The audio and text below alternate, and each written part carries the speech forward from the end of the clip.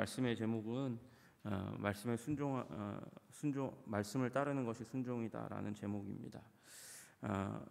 하나님께 순종해야 합니다. 순종은 하나님의 말씀을 듣는 것이 먼저이고 그 다음에 그 말씀 들은 것을 순종해야 하는 것이죠. 문제는 이제 하나님의 말씀에 관심도 없는 것이 문제이고 하나님의 말씀을 들었는데 순종하지 않는 것이 문제입니다. 오늘 이제 첫 번째, 두 번째 싸움에서는 하나님의 말씀을 들으려고 하지 않았습니다. 그들이 둘째 싸움에서조차도 울며 그렇게 하나님 앞에 외쳤잖아요. 내가 다시 나아가서 내 형제 베냐민 자손과 싸우리까? 그렇게 얘기했는데 두 번째 이르러서 그 얘기를 했는데 첫 번째 전쟁에서는 누가 싸울까요? 그렇게 물었어요. 그러니까 사실은 싸움에 가부조차도 묻지 않은 채 누가 먼저 싸울까요? 유다가 먼저 싸우려면 싸워라. 그렇게 말씀하시는 하나님의 음성을 듣는 거죠. 유다가 왜 먼저 나가라고 그렇게 하셨을까요? 피해받은 여성이 그 첩이 레위인의 첩이 이제 베들레헴 사람이니까 유다 지파에 속해 있기 때문에 아마 그렇게 했을 것입니다. 그런데 하나님의 말씀에 그저 들으려 하는 마음이 없고 그저 명목상 이제 포장하느라고 신앙의 이름을 갖다 대느라고 사실은 하나님께 와서 예배하는 척 한 거거든요. 물은 척 한 거예요. 근데 첫날, 둘째 날은 이렇다 할 하나님 앞에 순종의 모습이 없었고 세 번째 시기가 되어서야 두 번이나 지고 나서야 울며 올라가서 저물도록 금식한 다음에 번제와 화목제를 드리고 나서 이제 우리가 다시 나아가 내 형제 베냐민 자손과 싸우리까 말리까 이때에 돼서야 싸울까요 말까요 이렇게 물은 거예요. 그러니까 거꾸로 된 거죠.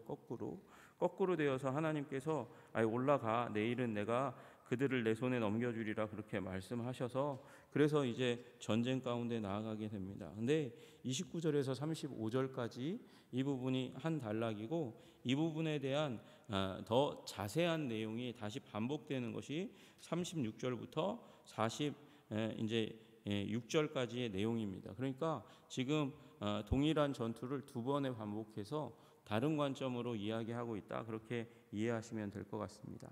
먼저 이 전투는 어떻게 싸우냐? 아이성 전투와 아주 비슷한 방법으로 싸우게 만드셨습니다. 아이성 전투에도 처음에는 이제 패배했잖아요. 아주 얕보다가 하나님 앞에서 하나님의 지혜와 명령을 듣기 전에 자신들이 이 성은 작으니까 우리들이 넉넉히 이길 수 있어 이렇게 나갔다가 패배하는 일이 일어났습니다. 그것과 아주 똑같게 두 번의 전투에서 패배하고 나서 그 다음에 세 번의 전투에서 이제 비로소 죄를 처리하고 난 다음에 아이성에서 승리했던 것처럼 이들도 자신들의 이 교만, 하나님께 묻지 않았던 교만을 회개하고 나서야 하나님께서 은혜를 주셔서 싸워라 그렇게 말씀하시고 이제 매복의 이제 방식을 얻어서 그래서 전투를 합니다. 기브아에 앞서서 전열을 갖추었습니다. 그 가운데서 이 기브아 성에 모여 있던 이 베냐민 지파가 이제 싸우다가 성을 떠나서 이제 도망가니까 우리가 이기고 있는데 도망가면 안 되잖아요. 이번에는 한번 끝장을 내보자.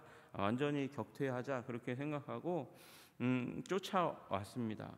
그리고 기브아와 베델, 기브아로 들어가는 길과 베델로 가는 길의 갈림길에서 이제 접전이 일어나서 이스라엘 사람 30명이 또 사망합니다. 여러분 이거 전쟁의 전술을 아는 사람인데도 불구하고 30명이 죽었다. 그 얘기는 뭐냐면 그만큼 기브아에 모였던 이들이 굉장히 강력한 전투력을 가지고 있었다라고 얘기할 수 있는 것이죠. 베냐민 자손이 그렇다는 것입니다. 베냐민 자손이 그만큼 강력한 전술과 전투력을 가지고 있으니까 30명이 죽었고 또 반대로 얘기하면 이스라엘 사람이 전술과 전략이 있음에도 불구하고 하나님께 확답을 받았다고 교만해서 그래서 이제 도망 나오는 일 이게 이 기만술이거든요. 기만술을 이제 버려서 이제 성에서 나오게 베냐민 전투병력이 나오도록 만들어서 이제 멀리 끌고 가니까 이제 아주 잡을 수 있을 듯 말 듯하게 이제 그 도망가는 속도를 맞춰야 되는데 그들 가운데 몇 명은 교만해서 이 정도면 됐지 하다가 이제 맞아 죽는 일이 일어나게 되었습니다. 처음과 같이 우리 앞에서 패한다. 그러니까 우리가 이긴다. 그렇게 얘기하면서 이제 도망가고 있는 이스라엘 백성들을 이제 쫓아가는데 문제는 꾀임을 당한 것입니다. 미끼를 문 것이죠. 그리고 그렇게 이제 쫓김을 당한 듯하다가 바알 다말이라는 곳에, 여러분 다말이라는 사람을 이름을 잘 아시잖아요. 그 다말이 원래 종려나무 올리브를 의미합니다. 근데 바알 다말 그러면 이제 종려나무의 바알, 이제 주인이라는 뜻을 가지고 있는 그 지역, 그러니까 아마 거기에 종려나무가 올리브가 굉장히 많았던 것 같아요. 거기에서 전열을 가다듬고 딱 쓰니까 당황을 했습니다. 당황을 하는 그 상황 가운데서 이게 도대체 어떻게 된 거지? 그렇게 이제 완전히 돌변한 이스라엘 백성 앞에 베냐민 자손이 쓰는 거죠. 그게 41절입니다. 41절. 이스라엘 사람은 돌아서는지라 쫓겨가는 듯 했다가 거기서 완전히 180도 돌아서서 전열을 가다듬고 쓰니까 베냐민 사람들이 화가 자기들에게 미친 것을 보고 심히 놀랐다, 이렇게 얘기합니다. 심히 놀랐다. 이제 심히 놀라서 놀라 있는 그 상황 가운데 또 하나의 위기는 40절에 나와 있는 대로 뒤를 돌아보면 온 성읍의 연기가 하늘에 닿았고, 왜 하늘에 닿았습니까? 10,000명이 숨어 있다가 기브아 초장에서 복병이 나와서 기브아 문이 열려 있는, 병력이 없는 기브아 성을 쳤습니다. 쳐서 이제 기브아 성에는 불이 나고 있는 상황, 이제 전투에서 완전히 패해서 불이 나고 있는 상황이고, 앞에는 이스라엘이 180 이제 도망가는 것처럼 생각했는데 180도 돌아서서 싸우려고 하는 그 가운데 있으니까 이제 우리가 이제 잘못됐구나, 우리가 큰일 났구나, 그렇게 생각하는 것이죠. 그래서 도망가면서 죽습니다. 그래서 처음에 18,000명이 죽고, 그리고 림몬 바위에서 이삭 죽듯이 그냥 아주 손쉽게 5,000명이 죽고, 18,000명, 25,000명, 그리고 기돔에서 2,000명이 죽었다. 그래서 전체 합쳐서 25,100명이 죽었다, 그렇게 이야기하고 있습니다. 25,000명이 죽고 600명이 림몬 바위에서 이제 도망가서 거기서 4개월 동안 도피 생활을 하게 되었다, 이렇게 이야기하는 것이죠. 여러분, 그 가운데 문제가 또 무엇입니까? 문제가 무엇이냐면 그 다음에 돌아와서는 48절에 아주 비극적인 문제가 일어나게 됩니다. 이스라엘 사람이 베냐민 자손에게로 돌아와서 온 성읍과 가축과 만나는 자를 다 칼날로 치고 닥치는 성읍은 모두 불살랐더라, 그렇게 말씀하고 있습니다.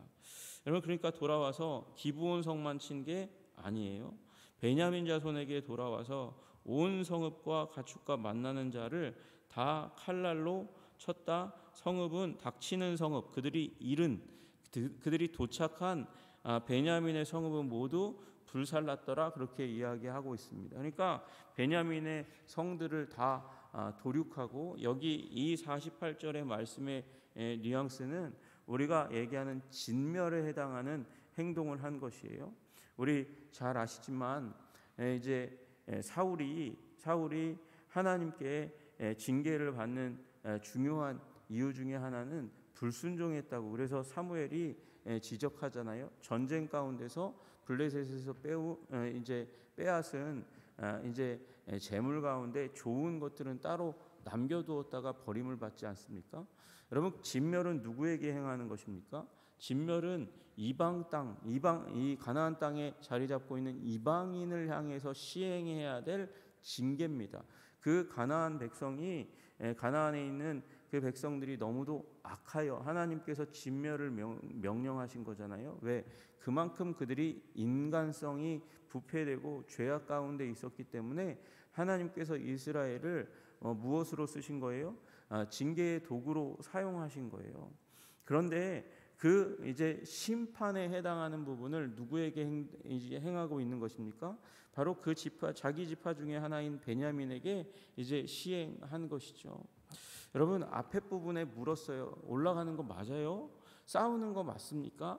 거기까지 이 하나님께서 두 번의 패배를 겪고 그 다음에 눈물 흘리게 하고 제사하게 한 이유가 무엇일까요?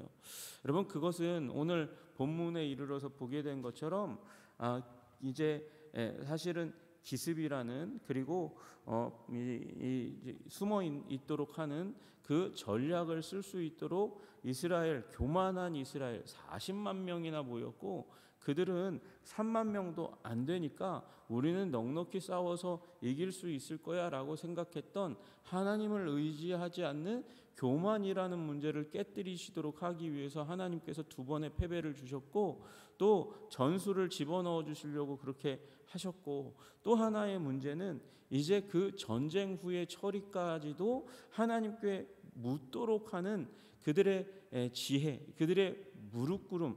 여러분 겸손이 진정한 지혜인 줄로 믿으시기를 주님의 이름으로 축복합니다. 여러분 그 가운데서 만약에 하나님 베냐민을 이제 어떻게 처리하는 것이 맞습니까? 라고 물었을 때 결코 하나님은 이 베냐민을 이방 족속이 대하듯이 진멸하도록 하지 않으셨을 거예요.